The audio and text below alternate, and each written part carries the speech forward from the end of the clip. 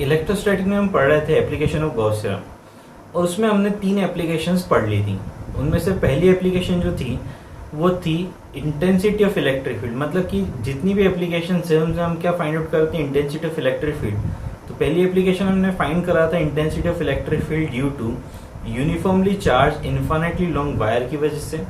फिर सेकंड में हमने intensity of electric field find out की थी स्फेरिकल शेल की मदद से। फिर थर्ड में हमने फाइंड आउट की थी intensity of electric field due to spherical solid sphere.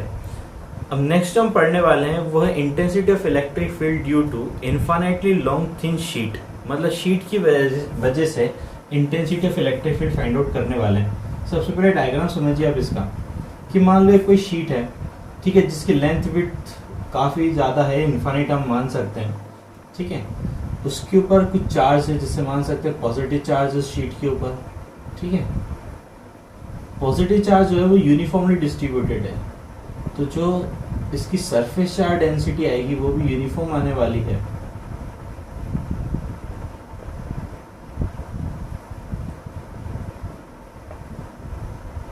ठीक है, इस तरह से हमारे पास कोई शीट है, ठीक है, इसके ऊपर हमने क्या कर रखा है, पॉजिटिव चार्ज डिस्ट्रीब्यूट कर रखा है यूनिफॉर्म। मान लो कि यहाँ पर हमें क्या करना है, इस सरफेस पे कहीं पर हमें intensity of electric field find out करनी है, ठीक है। एक कोई पॉइंट है जहाँ पर हमें intensity of electric field find out करनी है। तो उसके लिए हम क्या कर रहे हैं कि एक स्मॉल सरफेस अज्यूम कर रहे हैं। हमारी क्या होगी, स्मॉल सरफेस होगी। इस स्मॉल सरफेस से वो जो पॉइंट है जहाँ पे हमें intensity of electric field find out करनी है वो कितनी डिस्टेंस पर है, r डिस्टेंस पर है, ठीक है। तो इस तरह से हमने यहाँ पर असम्पशन ले लिया है। क्या करा है हमने,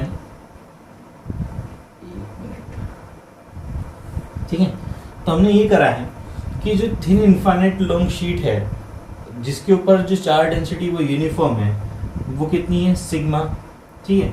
हमने ये सपोज करा है कि किसी इस पॉइंट पे, मतलब इस शीट से परपेंडिकुलर डिस्टेंस r पर एक कोई पॉइंट है P जहाँ पर हमें intensity of electric field find out करनी है। अब इमेजिन कीजिए ये शीट है, ठीक है, इन्फाइनाइटली लॉन्ग है, इसकी लेंथ और विड्थ इन्फाइनाइट है, सरफेस चार्ज डेंसिटी इसकी सिग्मा है।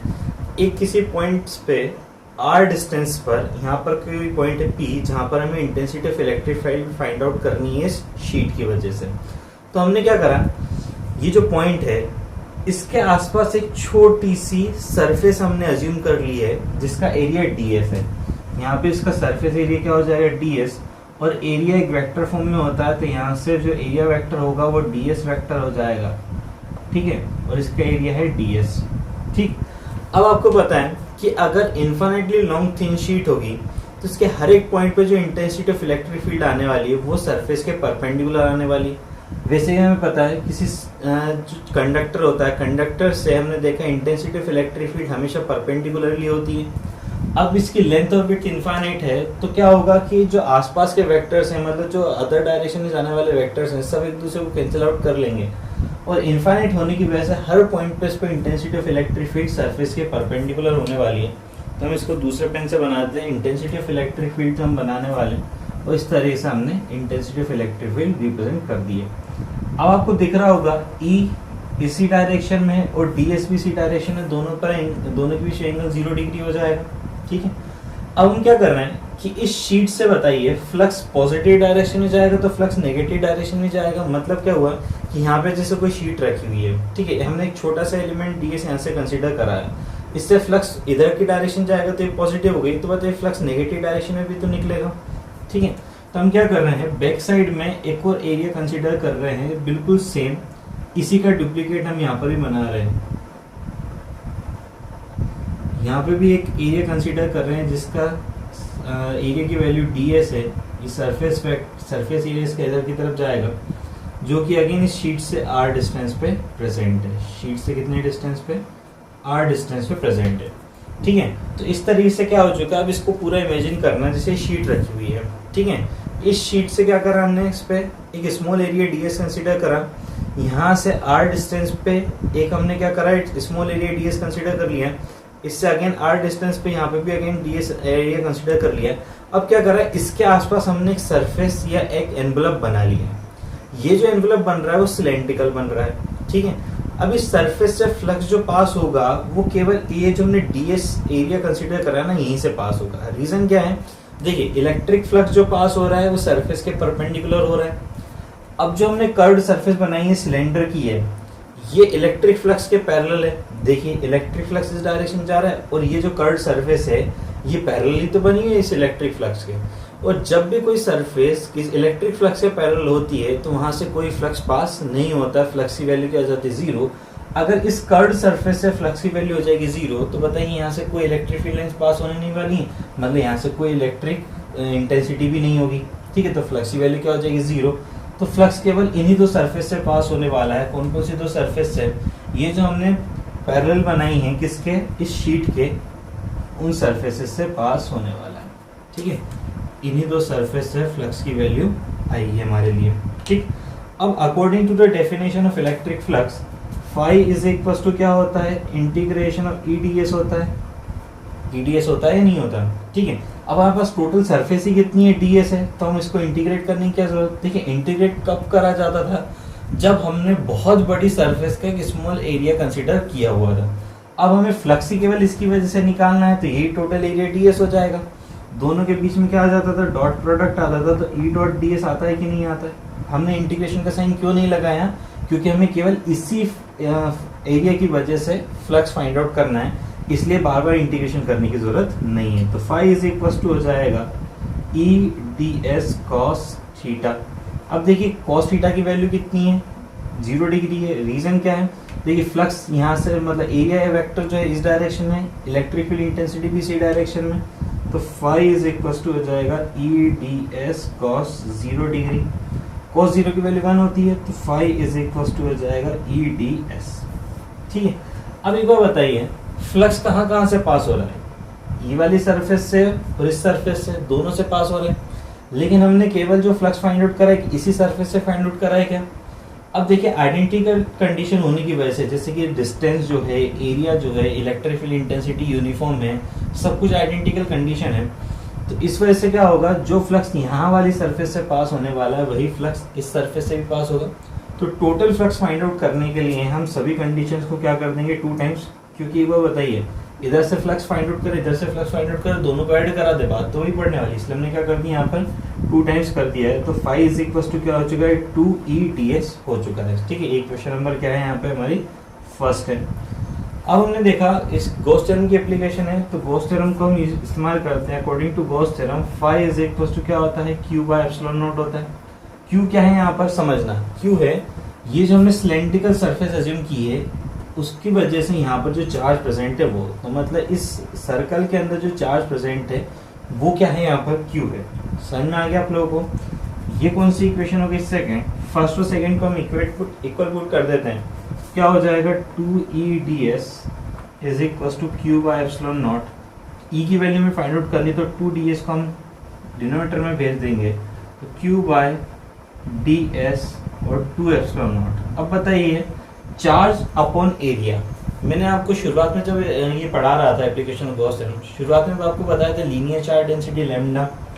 ठीक है, मतलब क्या होता है charge per unit length, surface charge density sigma मतलब charge per unit area, volume charge density rho that is charge per unit volume. तो बताइए अगर हम चार्ज को एरिया से डिवाइड कर दें तो ये चार्ज पर यूनिट एरिया ही आ रहा है क्या, इसे हम सिग्मा से रिप्रेजेंट कर सकते हैं, तो ये हो जाएगा सिग्मा अपॉन 2 एप्सिलॉन नॉट।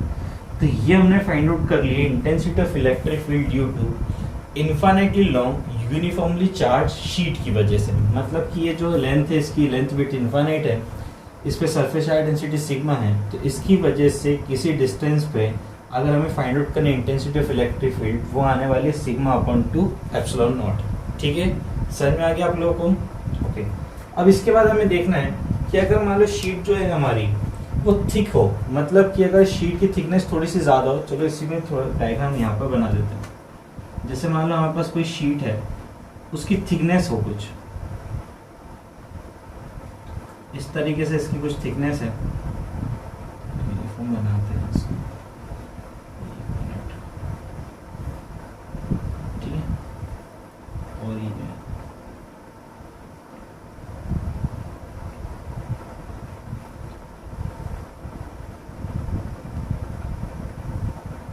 ठीक है, यहाँ पास कोई शीट हो गई है जिसकी कुछ ना कुछ थिकनेस है ये, ठीक है, और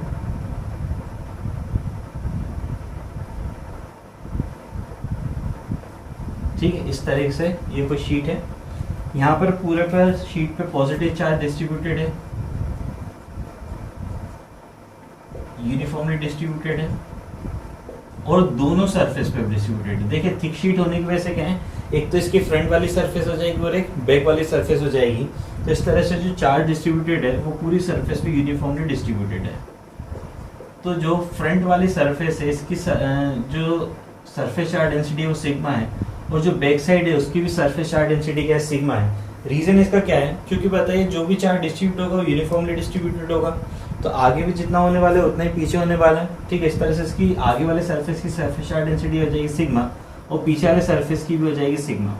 अब देखिए मान लो कि इस सरफेस से r डिस्टेंस पे कोई पॉइंट है P जहाँ पर मुझे intensity of electric field find out करनी है, तो बिल्कुल सेम कैसे ये हो रहा है, तो जिसकी वजह से हम already intensity of electric field find out कर चुके हैं, तो इसकी सरफेस की वजह से आएगी E1 और जो बैक साइड वाली सरफेस है उसकी वजह से यहाँ पर इंटेंसिटी ऑफ इलेक्ट्रिक फील्ड आएगी E2।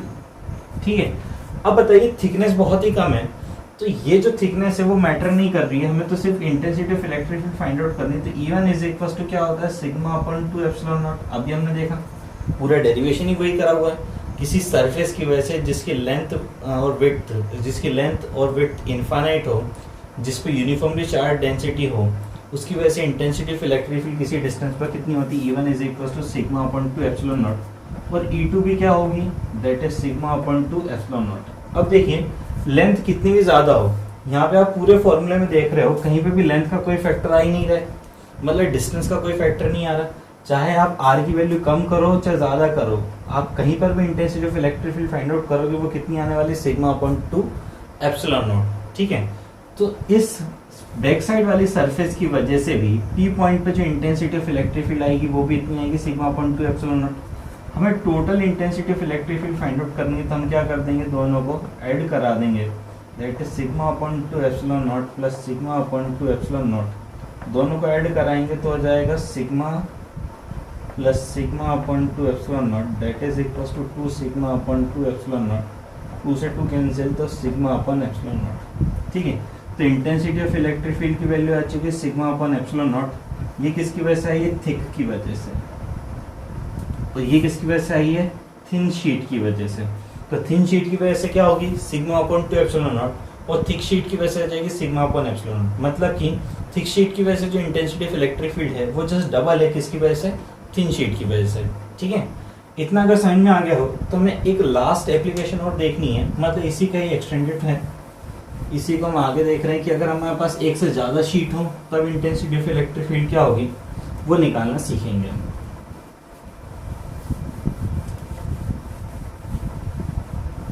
अभी हम देख रहे हैं केवल 2 शीट्स अगर हमारे पास हो तो उनमें किस तरह से intensity of electric field find out करेंगे।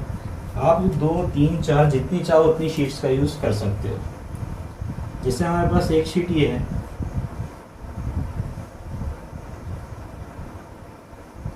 ठीक है, दूसरी शीट ये है, समझ लो ऐसा है कि एक शीट ये रखी हुई है, दूसरी शीट ये रखी हुई है, तो क्या होगा, ये वाली डायरेक्शन पॉजिटिव हो गई तो बैकवर्ड डायरेक्शन क्या हो जाएगी, नेगेटिव।